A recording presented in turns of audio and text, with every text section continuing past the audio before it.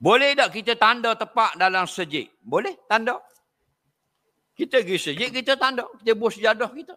Boleh. Hukumnya boleh. Dan kalau orang lain duduk, kita tak boleh kata apa. Kena faham ngaji fiqh. Tanda boleh. Tanda boleh, kita orang tak boleh duduk. Haram. Pasal barang wakaf. Yang boleh tanda tu tempat orang khusus. Tempat penceramah, tempat imam. Faham lagi? Atau tempat sultan.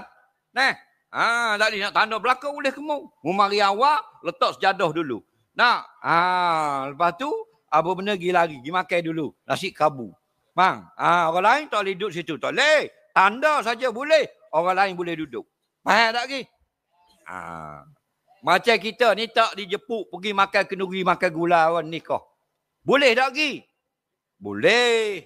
Haram makan. Gi boleh. Dara tak jepuk. Boleh gi. Faham? Makan haram. Nampak? Dan nak makan ke mana? Kena minta kebenaran tuan rumah. Nampak? Haji weh. Hamba ni demo tak jepuk.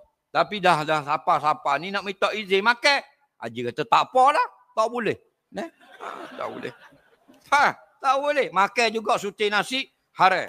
Soalan seterusnya.